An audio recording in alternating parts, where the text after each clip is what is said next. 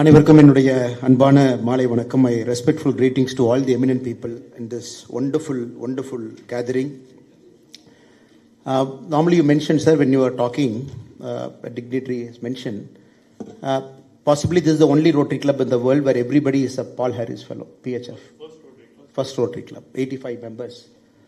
So Rotary Club Coimbatore Central is more like business happening in a Manhattan district, or probably fashion that is happening in Champs-Élysées in Paris, or probably the political nerve center like Connaught Place in Delhi. So it is that kind of a very prestigious club for the last 45 years, because a lot of good people, and this is a combination of knowledge, wisdom and wealth. All three combination is very unique, and all the esteemed members who are here, and you have this very unique combination where you are blessed by God to have knowledge, to have wisdom, and also to have wealth. That you have decided to put to the service of larger society. And that is why this club is so special, and anybody who is taking over as president and the past outgoing president and all the Rotarians here, I think you all should say maybe a tap on your own shoulders, because all of you are very busy people, you run big companies, you work for big people, but still as your duty to the society, you take time, give yourself back by part of this very noble forum, channelizing all the good money and putting where it needed. I think that is very, very important, sir. And Rotary, I always keep telling, is also, it's a classic case of leadership. The past outgoing president is very quietly there, like a karma yogi. He has done all the work, and with a sense of, not pride, with a sense of dignity, sits there, presents to all of us what they have done. And he has set the bar higher for the next president who's taking over. And the next president, as he sits here, is thinking, how can I raise the bar even more higher before I pass on the baton to the next person? And the leadership is so stable, and everybody knows the next guy who's supposed to come, the team that is there, and zero politics, zero ego in a team. I don't think there is any organization in the world that can, less so politics, that can rival a Rotary Club in terms of a very stable leadership, so that all of our potential is channelized for the greater good. I think that makes the Rotary very, very special all the time, sir. And some of the esteemed dignitaries who are sitting in the front row are themselves very eminent past Rotarians, past presidents here. And they also have done their work, raised the bar higher. So I'm very sure for our new president who's taking oath today along with his team, Rotarian B. Vijayanand sir, it will be a fantastic time, and a time of growth, time of challenge, and time of raising the bar. And also, I should pay my compliments and respects to the past president, Rotarian Bharat Shah ji, and Secretary Ashwin Balasubramaniam, and all the great people who are sitting in the stage, including the Assistant Governor, Sri Murali ji, and the District Director, KK Chuk ji, and all members who are part of the incoming team and members who are part of the outgoing team. So I'm 100% sure, and you will achieve all your objectives, you will take it further, and you will make sure that Coimbatore will continue to prosper. And for people who need it at the appropriate time, you will be there as a beacon of hope and trying to get it done. I was thinking, what should I talk? Because they told me to come at exactly 7 o'clock. I saw the Google map. I saw, okay, 6:30 I leave home, 7 I'm here. Because I didn't want to come 1 minute early, 1 minute late. But I never thought the traffic buildup is so high. Even when I left at 6:20 from airport, the traffic buildup is so high, I landed here at 7:05. Because it happens with so much discipline, and I'm so sorry that on a day I came about 3-4 minutes late. And with such a discipline you run it, with such a time management you run it, you are a beacon and model of excellence, sir. So I thought today, what is the topic I should take for this evening? Eminent people, as I said, knowledge, wisdom and wealth, all combined, people are sitting here. I thought in my own way, I'll touch upon the topic called leadership, which is essential for all of us in some way. And that has defined you as a noble person, and all of you are sitting here. And for me, whenever I look at leadership, I look at a lot of traits, personal qualities, personal attributes that make a great leader. And every time my mind, it goes back to, since I'm in politics, it goes back to Abraham Lincoln. And we all know about Lincoln, great man, who ended slavery in US, and who led with a lot of personal challenges to bring a lot of great change to America. But a lot of us don't know, Lincoln is possibly the only great world leader, possibly the head of a state, who decided to have all his rivals inside his cabinet. And for every time we talk about Abraham Lincoln, we use a word called team of rivals. In the 1860 Republican primary, 4 people contested, along with Abraham Lincoln, to become the Republican nominee for the United States of India president, States of America president. So there was Edward Bates, who was one of his rival. There was Salmon P. Chase, who was one of his rival. There was William Seward, who was one of his rival, and Abraham Lincoln. Or 4 people contested the election. And 3 got eliminated, and Lincoln became the Republican nominee. He beat the Democratic nominee, he became the president. When he took over charge as the President of the United States, he was deciding how his cabinet should be. Normally, you tend to take people from your own party, people whom you know, people whom you are comfortable with. But in this case, Abraham Lincoln decided to call his rival in the primary, Edward Bates. He said, "Can you come and join my cabinet?" And Edward Bates said, "No, I just fought against you in the primary." He said, "It's okay, please be my Attorney General, because this country needs the best of people. It doesn't matter what race, color, creed, or what party we belong to." So his principal rival, he made him Attorney General. And Salmon P. Chase, who was again his principal rival, he made him Secretary of Treasury. And William Seward, who was again his principal rival, he made him Secretary of State. This is a very unique cabinet where all the 4 people who contested to that prestigious post, 3 people inculcated into his cabinet. And this makes Lincoln one of the greatest statesmen the world has seen. Bringing rivals, using the knowledge and taking it up. That I keep liking with Rotary. That is what when I mentioned initially. It is a test of leadership because the kind of people whom we bring in, very stable, and everybody knows who is there, everybody knows who is the outgoing, incoming, so that there is a very clear chain of command, and then we only focus on the job to be delivered, we get it done. So this I thought is a huge parallel with respect to how Rotary is functioning. And anybody who is sitting in a position of power, we all tend to make decisions, and many of the time it is a moral decision. You mentioned about a certain budget, where to put that budget. Can it go to rural rejuvenation? Can it go to lakes? Can it go to a government hospital, government school? It is always a moral choice. The person who's sitting in that chair is always forced to take that choice. The second greatest quality I liked with Lincoln is, in 1863, when they tried to pass the 13th Amendment in the United States of America to abolish slavery, and Lincoln did not have votes. He did not have votes to pass the bill. So he bribed the people. He bought over congressmen. He called certain congressmen. He said, "If you vote for this bill, I will give you this to your constituency." And some people were supposedly, they asked for money, they took it. And Steven Spielberg in his movie Lincoln, he very beautifully captures how Lincoln had to take this moral choice every single day because he had a very clear mission. 13th Amendment has to come, slavery has to get abolished.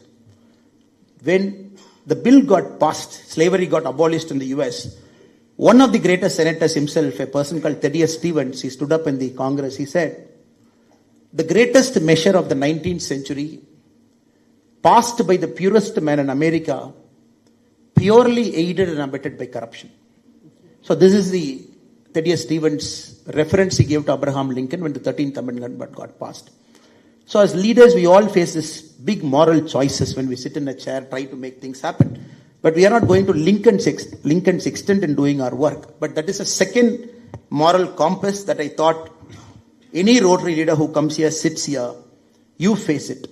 And more than anybody else, the person who sits in the chair and the team who comes there, they come with a certain distinction. In this case, the immediate president, the current president, and every single person has achieved something in life. They've gone through a certain process. They have done great things in their own life. Then they come to this chair because they bring a lot of wealth of experience to this. So I'm very sure, sir, you will have a lot of moral choices that you will be facing. And I hope that you end up on the right side of your heart all the time. There is nothing called 100% of the time I make the right choice. But overall, I kind of pray to God that during your tenure, and you and your team will try to end up in the right side of things by putting the money where it belongs. And third, right now there is a huge leadership crisis in the world. People keep using this word called VUCA. Normally for leadership, they use this word called VUCA. If you go to management seminar, they say it is volatile, it is uncertain, it is complex, it is ambiguous. They say all 4 are combined, that is leadership. Right now we can very clearly say the world is on the cusp of VUCA. The world is volatile, it is ambiguous, it is uncertain, and it is complex. Now we are not very sure how the world leaders are behaving. For example, the president of US, Mr. Trump. You mentioned about the industries in Coimbatore. We are waiting for the tariff. Not sure. It is taking time. And we are also in this last 10 years very clearly seeing the collapse of multilateral institutions. WTO has very clearly collapsed. The recent Gaza-Israel, we have seen the UN General Assembly collapsing. We have seen the Israel, Iran and Americans, again the United Nations collapsing. So we are seeing the great institutions that are supposed to hold the balance of power. In our own eyes, we are seeing that collapsing right in front of our eyes. And the great leaders who are supposed to behave like statesmen, countries having power, wealth, knowledge, which were supposed to behave like statesmen are behaving like parochial powers, are just behaving with powers that is willing to take anybody's land. We have seen the recent negotiation that brought the war in Congo, Rwanda, the Gulf of America, the Gulf of Panama, the Greenland, all the issues. So global level, we are at a very uncertain time. The rise of China is also a kind of uncertain time. The balance of power that is shifting at a global level. So right now in our eyes, we are seeing that. If we come back to the country also, now when we say, where have all the leaders gone? Very simply, we can clearly ask public service why the leaders are not of a certain quality. It's a very rightful question for a taxpayer to ask. We are in that stage and time. When we come to a district at a local council, a provincial level, again we are asking where have all the good leaders gone, leaders with moral compass. So Rotary as an institution, as an organization, as a foundation, it has always given stable leadership to the world, from the big powerful countries to some of the poorest African countries. Rotary has always acted as a shining beacon, despite all the volatility that has surrounded. It has taken some of the biggest issues that is facing humankind. Rotary has done its best to solve it. So in this time, even if you are talking about Rotary Coimbatore, central president who is taking over, at the global level also, we are at a serious crisis for leadership. And we are also looking at institution like International Monetary Fund that is on the verge of collapse. We are looking at 1944 agreement, which brought dollar as a preeminent global reserve system. That is on the verge of collapse with the bitcoins, cryptocurrency, everything that is there. We are also looking at a world that is divided between haves and have-nots, where countries having technology have become the haves, countries not having the technology have become the have-nots. We are seeing a new kind of dynamics in the global world, where countries cornering certain resources are supposed to be the best in the world in terms of shaping up the next 50 years of developmental journey. As we look now, countries like China and US have taken the lead very clearly in artificial intelligence, in the rare earth minerals. They have completely taken hold of what is happening. If you look at China per se, the known rare earth minerals find, China has got 69%, US is at 12.3%. Again, if you look at the processing capacity of the rare earth minerals, China is at 92%, US is at 4%. If you look at the artificial intelligence capacity, the global China has got 47% of the global scholars, 50% of the patents that is filed in AI in the last 4 years. So very clearly we are seeing a global power shift between two countries. So in this time and age, our students need role models. Our students need good leaders whom they can see in schools. Students whom they can see good leaders in colleges, who will inspire them to become better citizens. Give whatever the society has given them, give it back. Whatever they choose to do it in life. But you mentioned a word called service before self. That discipline has to come to a student who's in a school right now so that he becomes a better leader 20 years from now. So right now the world is short of role models. And all of the students, many people in the college are looking forward to good leaders.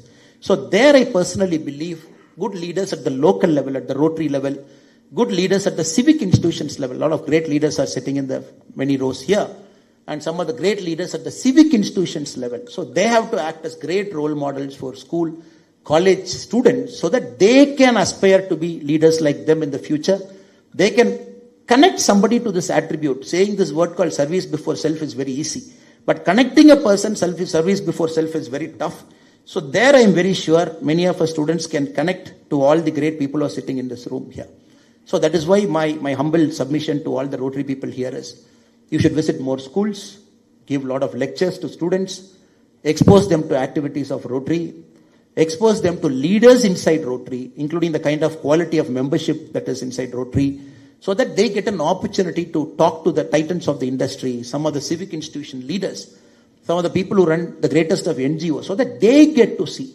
Normally leaders, we equate, okay, politics is leader. Leaders, we equate it to some businessman as leader. But the world is shifting, the world is changing. The world is short of quality leaders. The current generation, if they are not exposed to quality leaders 20 years, 25 years from now, possibly we will look at America where it is now, multiplied by 2 times. The parochial powers, the way they are dealing it now, multiplied by 3-4 times. So that is my humble appeal to all the eminent members who are present here to consider my humble suggestion to engage more with the government school, engage more with private schools as well, with the college students also. Also get a program where a student above a certain age, maybe above 18, maybe around 20, maybe around 25, given a leadership grounding at the Rotary level. And that student, if they get an exposure for about 3 months, 4 months, 5 months, at a Rotary level, a grounding in leadership. Seeing is believing. Meeting people is believing. Seeing the work is believing. How a wealth is channelized for the greater good of the society.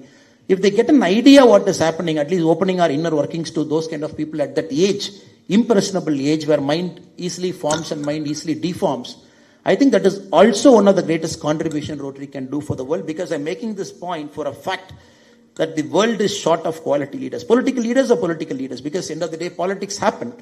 And any leader who is introduced to a school, moment he or she is from politics, there is a certain segment who might like that leader, a certain segment who might not like that leader.